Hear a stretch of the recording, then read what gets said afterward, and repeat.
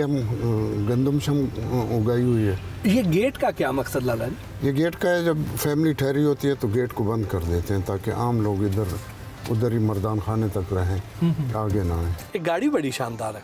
ये चाइना में कोई प्यार करने वाले थे, उन्होंने भेज दी। मेरी ज़रूरत तो नहीं थी। चाइनीज़ लोग भी आपको सुनते हैं? मेरे पाकिस्तानी बहन भाई हैं वहाँ जो हैं, तो उन्होंने मुझे एक दफ़ा कहा कि हम आपको कुछ भेजना चाह रहे हैं। मैंने कहा मैं यही समझा कोई परफ्यूम कोई इस तरह की चीज़ भेजेंगे। तो बाद में पता जब ये भेज दी तो उन्होंने कहा कि फ़लाँ जगह से आप कलेक्ट कर लें या आपको पहुंचा देंगे। मैंने कहा इधर पहुंचा देंगे, मेरे दिन में फिर भी ये बात नहीं। अच्छा। तो बाद में पता चला कि वो जब लेके आए तो मैं हैरान रह गया। ये इधर आपने देखा होगा जी। ये फार्म हाउस है। फार्म हाउस मीन्स कि कुछ गाय भैंसें पाली हुई हैं, अपने लिए दूध मिलता रहे, खाली दूध तो कम से कम मिलता है। तो हर चीज़ तो आपकी यहाँ पे घर की, आपको सिर्फ नमक बाहर से लेना पड़ता होगा? नमक भी माशाल्लाह, नमक की कान पे मैं बैठा हूँ। तो अल्लाह का करम है कि मेरी ये कोशिश होती है कि बच्चों को खालिश चीज़ मैं पहुँचाऊँ।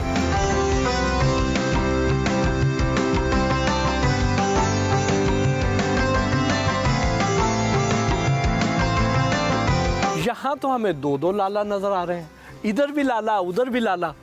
ये हमारे बहुत ही प्यारे भाई रिजवान साहब हैं जो ये बनाते हैं, तो उन्होंने मुझे भेज दिया। मैंने कहा यार ये मैं कहाँ लगाऊंगा। ये कंधे पर शॉल, शलवार कमीज, नीचे आपकी ये चप्पल, ये आपका सिग्नेचर स्टाइल बना। कल्चर का हिस्सा है। मैं जिस इलाके में हूँ यहाँ चादर थोड़ी सी मेरी बदल गई, चाहने वालों ने उसकी रंग और रूप बदला दिया। तो जाएंगे शहर में तो तकरीबन हर आदमी ने कंधे पे डाली होती, तो मैंने उसको थोड़ा सा लमका लिया।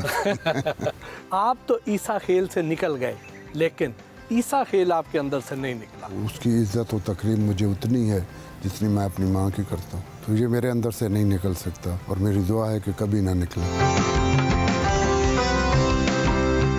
लाला जी, ये जो आपने शहर से बाहर आके एक घर बनाया है, वो जो आपका गाना था कि कुटिया शहर से बाहर बसाई है, हमारे लिए लिखा था। जब देख लिया हर शख्स यहाँ हर जाई है,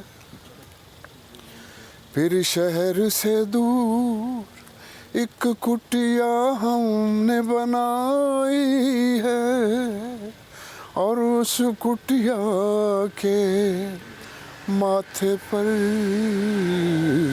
लिखवाया है सब माया है।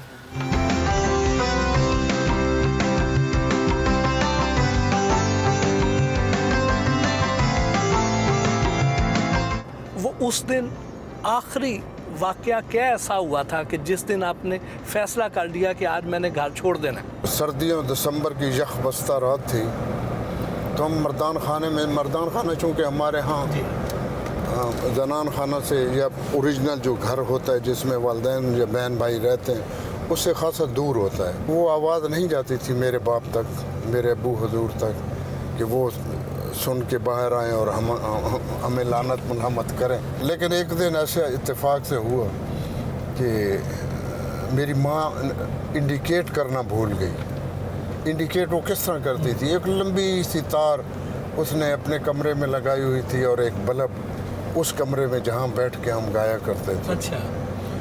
तो जब ऐसी सूरत हाल होती थी तो अम्मा हुजूर उस लाइट को ऑन ऑफ करती थी। अच्छा। तो हम इधर उधर हो जाते, हर चीज़ छुपा देते। ये उस दिन इत्तेफाक से अम्मा हुजूर अल्लाह ने गरी का रहमत करे सो गई या किसी वजह से वो ऑन ऑफ नहीं कर सकी। तो अब्बू हुजूर उठे, जब वो सेन में आए या वॉशरूम गए तो उन्हें आवाज़ पड़ी कि ये कुछ हो रहा है। तो वो बाहर आए और उन्होंने फिर जो किया अल्लाह ही अल्लाह, फिर वो एक टर्निंग पॉइंट था मेरी ज़िंदगी का, जिससी पे गुजर रहा है। अच्छा अच्छा अच्छा अच्छा अच्छा अच्छा। वहाँ से मेरे घर के पीछे से भी वाह, ये जाएगा, ये दराए कुरम क्रॉस करके। अच्छा। फिर डेरा इस्माइल खान। तो ये तो फिर इंशाल्लाह इस एरिया में बड़ी खुशहाली आएगी। हाँ इंशाल्लाह। अताउल्लाह ईसा खेलवी ने ईसा खेल में अपने आबा व अजदाद के मज़ारात दिखाए और उनकी तारीखी फतूहात के बारे में हमें बताया। लाला जी, इस वीराने में आप हमें कहाँ ले आए? मैं असल में आपको दिखाना चाहता था कि ये हमारे दादा हुजूर परदादा कह लें आप, या ख़ानदान के जो जद्द अमजद कह लें आप इन्हें, खान जमान खान साहब का मकबरा है, जो अहमद शाह अब्दाली के जर्नैल थे। अच्छा। और पानीपत की जंग में जो अहमद शाह अब्दाली को फ़तह और नुसरत मिली, उनमें इनका बड़ा किरदार, जिनके नाम पे ये शहर आबाद है, ईसा खेल, वो ईसा खान न्याजी का मकबरा दिल्ली में है। उन्होंने शेर शाह सूरी के साथ, वो उनके जर्नैल थे। बड़ी रिच तारीख है। अल्हम्दुलिल्लाह अल्हम्दुलिल्लाह, इस ख़ानदान से मेरे जैसे अब इधर आ गए।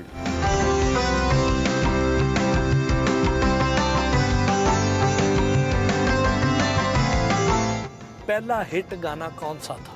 दिल लगाया था दिल लगी के लिए, बन गया रोग जिंदगी के लिए, दिल लगाया था दिल लगी के लिए। आपका जो गाना था कमीज तेरी काली, बहुत ज़्यादा हिट हुआ, कोई इसके पीछे कोई स्टोरी थी? इसमें ये पहले जो अस्ताई कमीज तेरी काली ये नहीं था, उससे अगली वाली जो लाइन थी वो थी। तो ये जो मेरे एक बहुत अच्छे साथी हैं उस्ताद अमीर हुसैन साहब, उन्होंने लिखी और उन्होंने इसकी धुन बनाई। वो कोई 1, 1.5, 2 साल मुझे कहते रहे कि ये गा लो, मुझे पसंद नहीं आया। मैंने कहा ये मैं नहीं गाता। जब मैं बहुत मजबूर हो गया तो मैंने उन्हें कहा कि अगर आपकी इजाज़त हो तो मैं इसकी अस्ताई बदल देता हूँ, तो मैं गा देता हूँ। तो उन्होंने कहा बदल लो। कमीज तेरी काली नी सोने फुल्लां वाली, भावे वसे तू वलैत असां करनी नहीं रहत, तेनू लेके जाना है मियां वाली, नी चंबे दियां कलियां नी डंद तेरे कलियां, जे तू हिक वारी हसे दिल आशिकां दे खसे, भुल जाने ओ घर दियां गलियां, कमीज तेरी काली नी सोने फुल्लां वाली।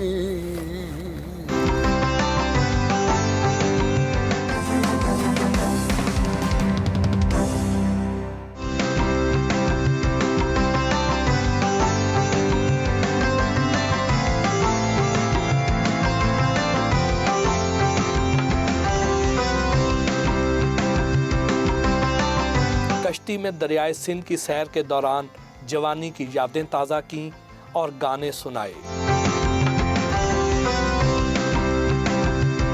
लाला, दरियाए सिंध के साथ आपका रोमांस कितना पुराना है? वो तो जब से पैदा हुआ हमारा एक रिश्ता है दरियाए सिंध से, और दरियाए सिंध की लहरों ने ही मुझे गाना सिखाया है। कौन से गाने उस वक्त गुनगुनाया करते थे?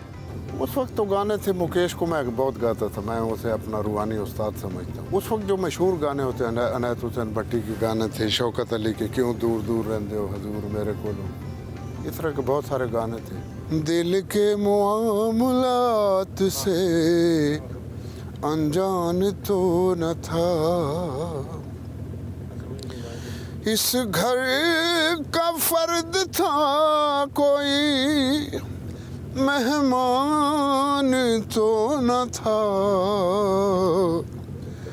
दिल के मामलात से अनजान तो न था, थी जिन के दम से रौन के शहरों में जा बसे, वरना हमारा गाँव यूं वीरान तो न था, दिल के मामलात से अनजान तो न था, कट तो गया है कैसे कटा ये न पूछिए यारो सफर हयात